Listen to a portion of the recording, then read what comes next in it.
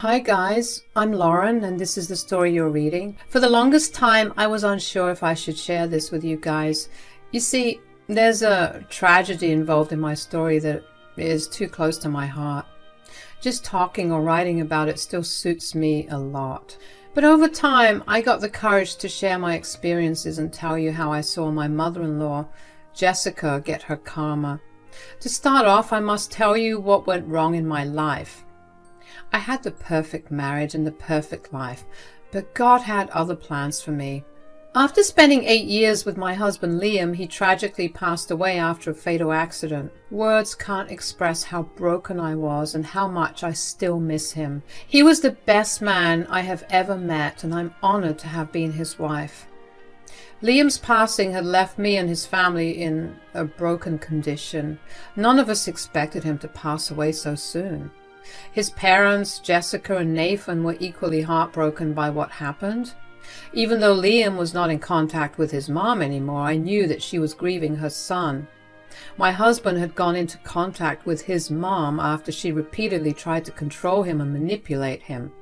She downright exploited him by constantly opening credit cards in his name and spending the money on herself. Her poor treatment of me was also a cherry on top. After repeated fights, Liam finally decided to cut off his mom for good. We were still in contact with Nathan because he was actually a good father and father-in-law. After the accident, I was in a pretty bad emotional state. We had recently purchased a house and were planning to expand our family.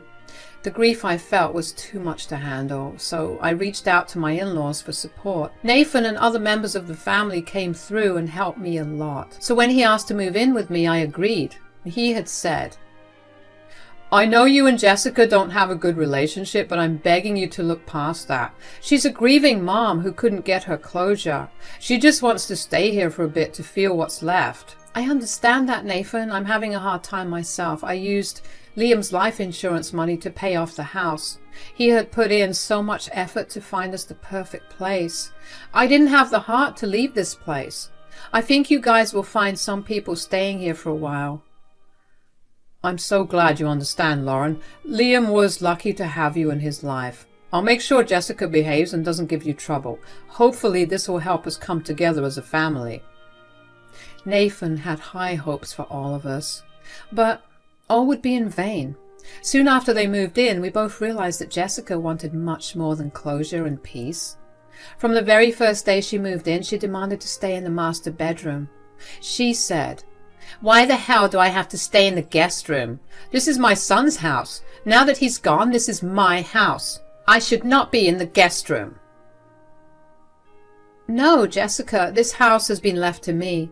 Liam and I stayed in the master bedroom for 2 years. I won't be letting it go because your crazy demands." "You will do what I say. I know you used my son's life insurance money to buy this house. This house is completely my son's and I am entitled to it. I'm also entitled to whatever money is left with you after this house purchase." "What the hell is wrong with you, Jessica? Leave Lauren alone. You are not entitled to anything. Our son willed everything to Lauren and not you. You will take what you were given and stop being so greedy." It was easier said than done for Jessica. She was adamant that everything I had now belonged to her. She kept ignoring the fact that her own son wanted nothing to do with her. To be honest, as the months passed, I was getting extremely frustrated with Jessica. She was a constant problem and kept bullying me about the house and money. Nathan intervened as he could, but he often had to leave for work trips, leaving me alone with Jessica. Things were getting really out of hand until there was a glimmer of hope. Nathan ended up inheriting a house from a deceased sister. He had planned to take Jessica to the new house and leave me in peace. But Jessica was determined to kick me out of my house and take all my money as well. She refused to talk about moving or redecorating the new house. She was hell-bent on taking what is mine. However, Nathan was also determined to make the move and asked me to redecorate the house since I am an interior designer. I worked with Nathan tirelessly to make their new house as comfortable as possible. Despite everything, I wanted Nathan and Jessica to have a good life. But Jessica was a tough nut to crack. She didn't change one bit.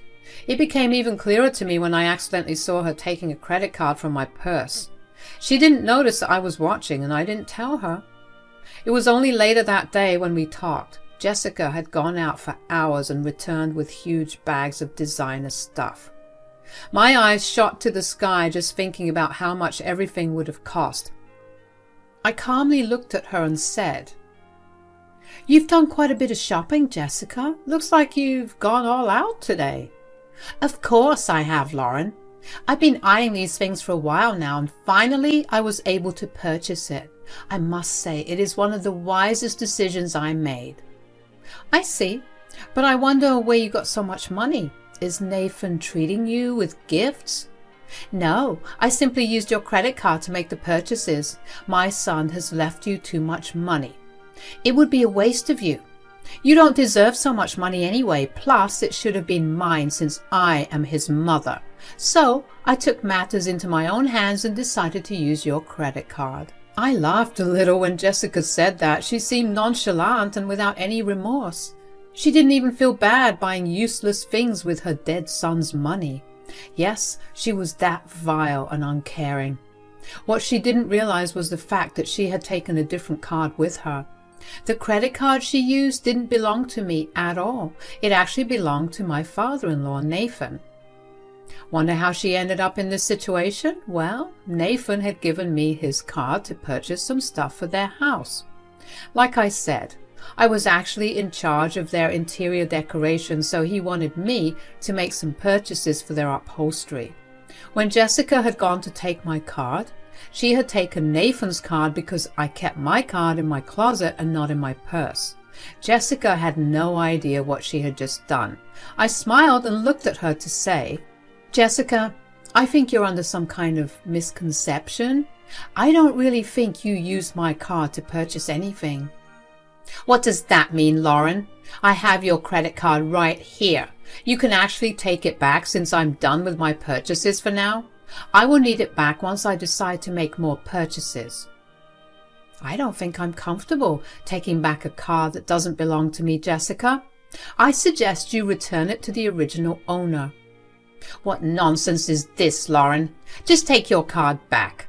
I have hit the maximum spending limit on it anyway. I have no reason to keep it now." Jessica was still delusional about everything, so I quickly took out my purse and pulled out my real credit card that I had taken out of the closet that morning. I held up the card to show her as proof and said, "As you can see, this is my credit card, Jessica. And my bank statements will show you that there are no pending charges on it since it hasn't been used." "That is impossible. I took this credit card out of your damn purse. I know it's yours. If it wasn't yours, whose credit card is it? This is very suspicious." "Actually, I know whose credit card you took out of my purse, Jessica. But I will let you figure it out yourself. After all, you did try to steal my money and have no remorse for it. I don't feel like helping you out anymore." Jessica huffed and put the card back in her purse. She went to her room and with her brand new stuff. I kept smiling at her the entire time, but I did feel a little sad. Not for her, though. I was feeling sad for the owner of the card. Speaking of which, I got a call from Nathan, who sounded very agitated and downright pissed. He said, "Lauren, there's been multiple transactions on my credit card at different luxury stores. Did you make those purchases? I have a bill of $50,000 on my credit card. What's going on? Did you do this?"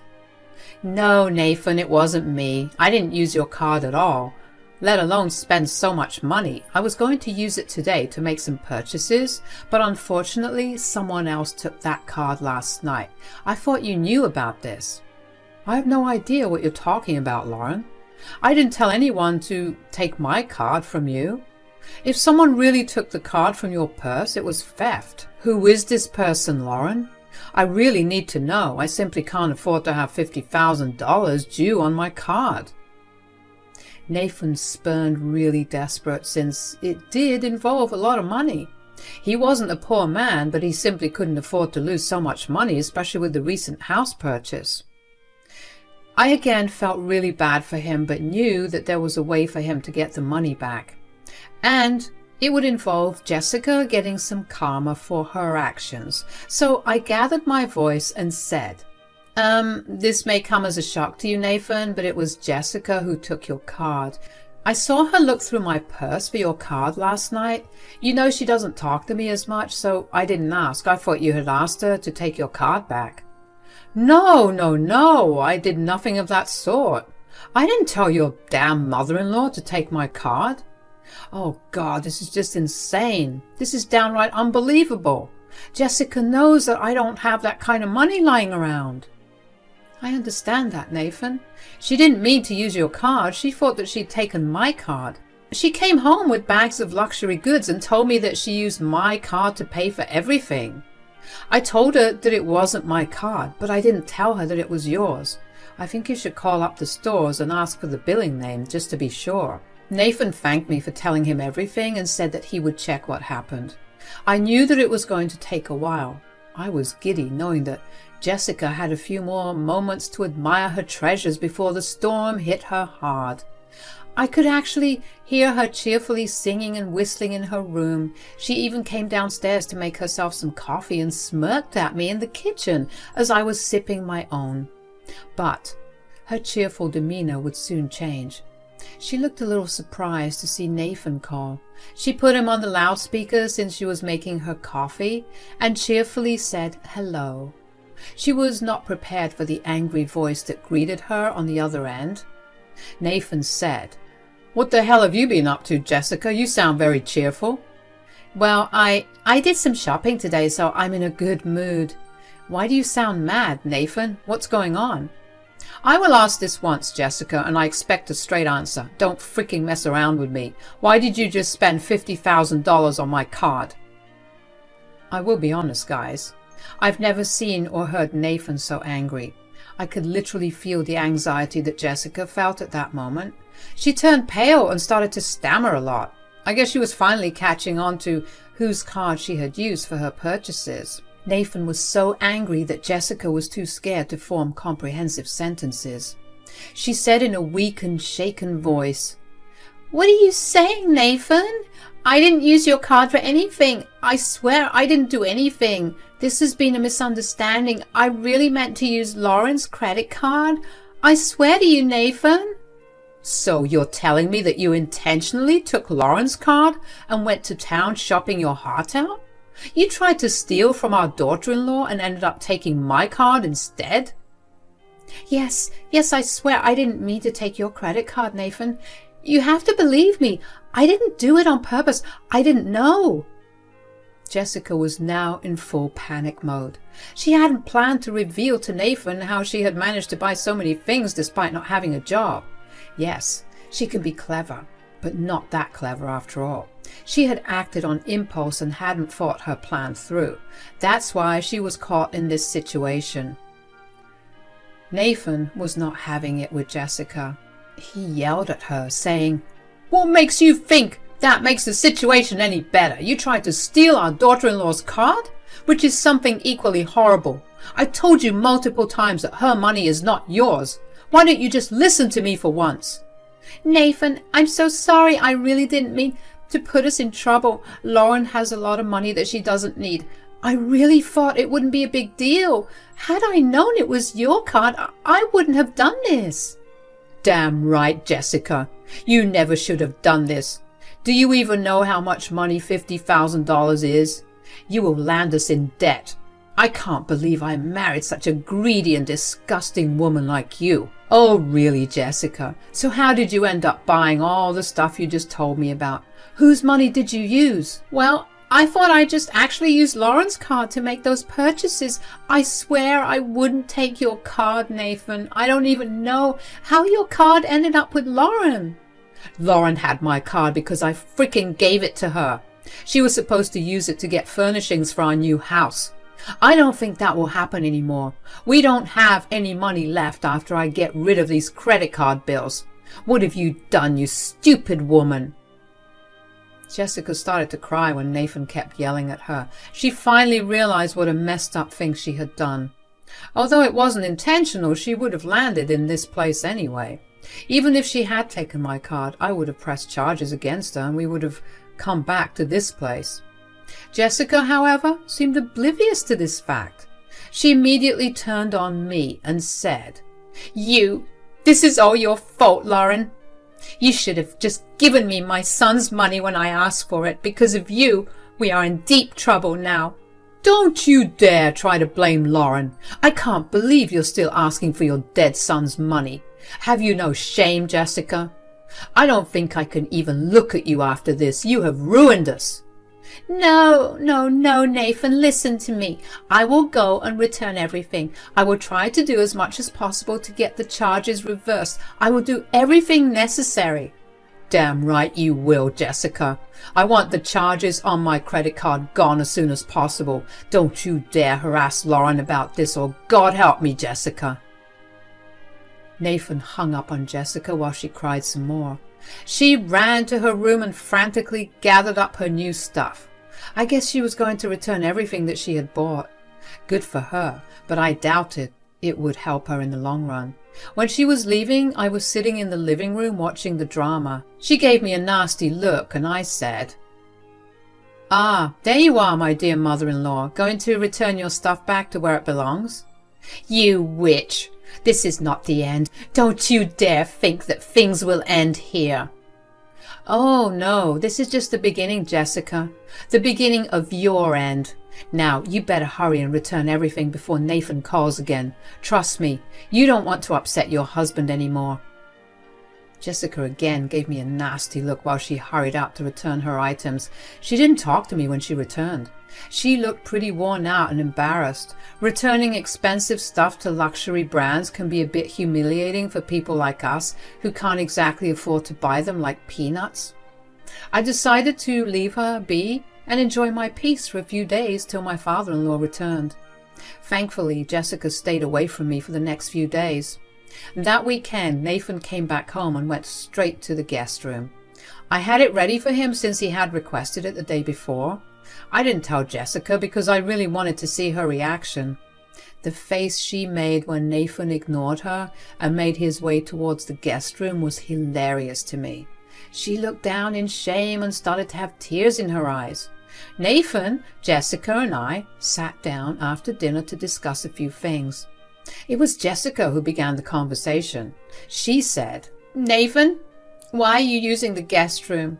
You should be with me. Are you still mad at me? I have returned all the stuff so that the charges are reversed.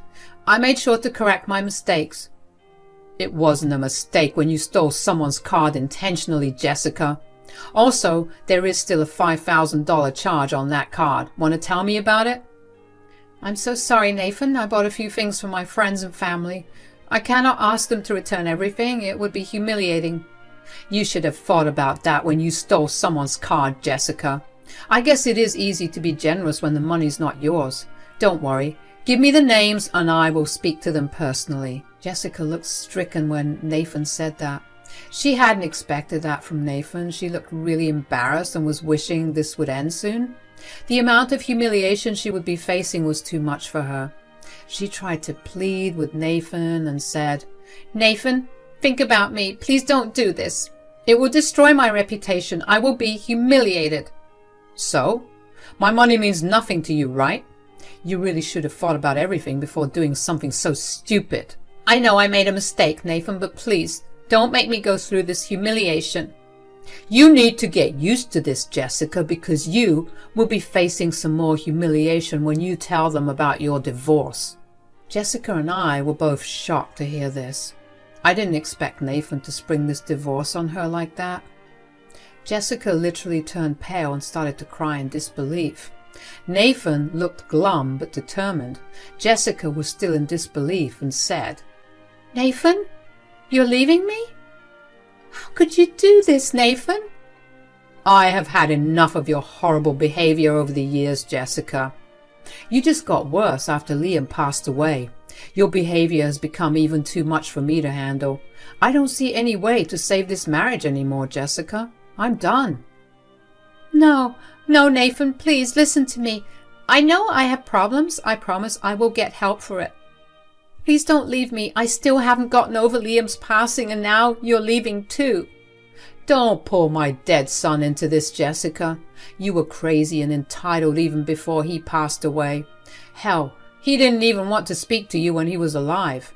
I'm leaving you solely because of your actions. You should have dragged yourself to therapy like I begged you to years ago. Jessica kept crying and pleading with Nathan to take her back. I sat there awkwardly, not knowing what to do. I was also thinking about a few decisions that I had made in the past week. Nathan looked at me and understood what I was thinking. He said, "Lauren, I'm so sorry for begging you to take us in.